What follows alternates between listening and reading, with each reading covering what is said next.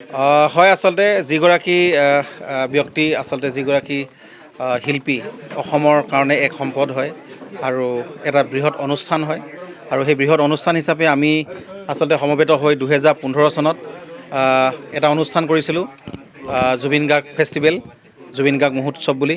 আৰু যি কেইগৰাকীমান আচলতে যুৱক যুৱতী তেওঁলোকৰ আচলতে প্ৰচেষ্টা, তেওঁলোকৰ উদ্যোগত এটা বৃহৎ অনুষ্ঠান হৈছিল অসমত প্ৰথমবাৰৰ বাবে, যে এগৰাকী শিল্পী নামত এটা বৃহৎ অনুষ্ঠান। এয়া গোটেই বিশ্বতে প্ৰথম হৈছিল আৰু আগতে মাইকেল জেকচনৰ নামত মৃত্যুৰ পিছত পাতিছে, কিন্তু জীয়াই থকা অৱস্থাত শিল্পী এগৰাকী সন্মান দিয়া নাছিল। আৰু তাৰে এগৰাকী হ'ল দিন জেড গাৰ্গ আৰু আসিফ জুবিন যতীন বৰা, আসিফ ইকবাল হুছেইন, ফাৰাজ আজাদ, ৰেবা, ভায়লিনা বিউটি, হিয়াজুৰি, ভুচিতা তালুকদাৰ, জুৱেল, এনেকৈ কেইগৰাকীমান যুৱকৰ কাৰণে আজি জুবিন গাৰ্গ যিটো ফেন ক্লাব সেইটো হ'ল। আৰু আজিৰ এটা শক্তি হিচাপে আচলতে জুবিন গাৰ্গ ফেন ক্লাব এটা শক্তি হয় অসমৰ আৰু ৰেজিষ্টাৰ্ড এটা ফেন ক্লাব। আৰু এওঁলোকৰ কাৰণে হ'ল, সেইকাৰণে এওঁলোকক বিশেষভাৱে আজি মই ধন্যবাদ দিবৰ কাৰণে আজি এটা অনুষ্ঠান কৰিলোঁ।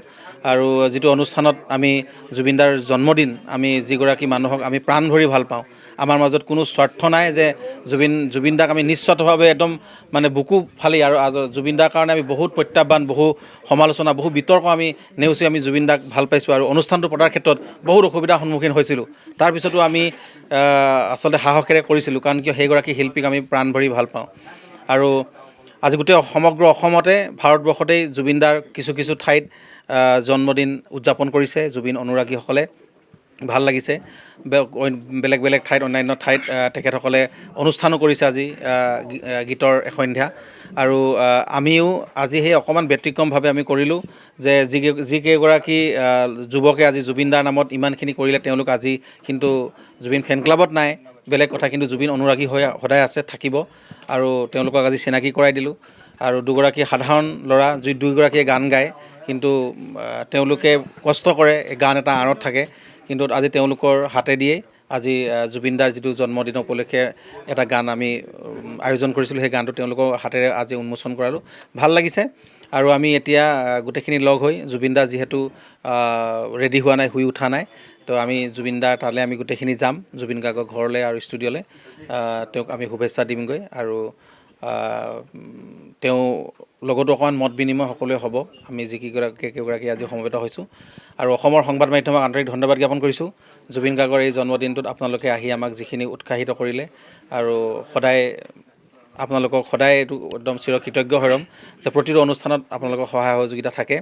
আৰু এনেকৈ চেলিব্ৰেশ্যন কৰিছোঁ। সকলোকে জুবিনদাৰ কেকটো স্পেচিয়েলি বনাইছোঁ, আৰু আমি এগৰাকী বৌয়ে আমাক জুবিনদাৰ অনুৰাগীও হয়, যে কেকটো বনাই দিছে। আৰু আপোনালোকে কিন্তু নোখোৱাকৈ নাযাব, অকণমান কেক সকলোৱে টেষ্ট কৰিব। আৰু চাহ পানীৰ ব্যৱস্থা অকণমান কৰিছোঁ।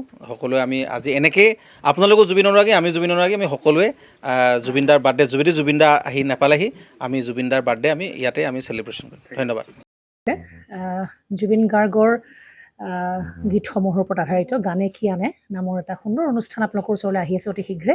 অহা 15 আগষ্টৰ পৰা ধেমাজিৰ পৰা প্ৰথম অডিশ্যন আৰম্ভ হ'ব, আৰু সেই অডিশ্যনৰ যোগেদি বিভিন্ন কণ্ঠশিল্পীসকলে, যিসকলে এই অনুষ্ঠানত যোগদান কৰিব বিচাৰে, তেওঁলোকে এই অডিশ্যনৰ যোগেদি আগবাঢ়ি আহক। আৰু জুবিন গাৰ্গৰ বহুত ভাল লগা গান আমি সদায় শুনি আহোঁ। আৰু আপোনালোকৰ যদি ভাল লগা গান থাকে, জুবিন গাৰ্গৰ আপোনালোকে গাই ভাল পায়, তেন্তে অডিশ্যনত যোগদান কৰক। মোৰ ফালৰ পৰা আন্তৰিক শুভকামনা থাকিল এই সম্পূৰ্ণ অনুষ্ঠানটোলৈ। ধন্যবাদ।